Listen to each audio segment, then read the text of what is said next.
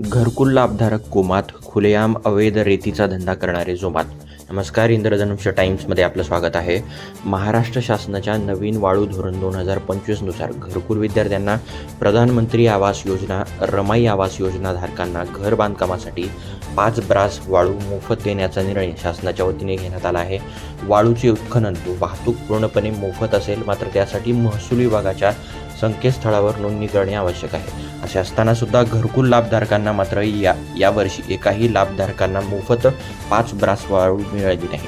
याला जबाबदार कोण? घरकुल लाभधारकांना मोफत 5 ब्रास रेती मिळणे अपेक्षित असताना सुद्धा अद्यापपर्यंत मोफत वाळू मिळाली नाही, तर अवैध पद्धतीने राजरोसपणे अवैध वाळूचा गोरखधंदा धर्माबाद तालुक्यात जोमाने सुरू आहे.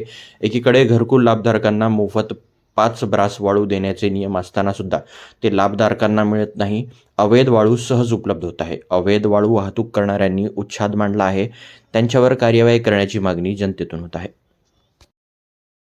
इंद्रधनुष्य टाइम्स न्यूज चॅनलला सबस्क्राईब करून बातमीला लाईक, कमेंट, शेअर करून नियमित पाहत रहा. सत्य निर्भीड वार्तांकन करणारे इंद्रधनुष्य टाइम्स.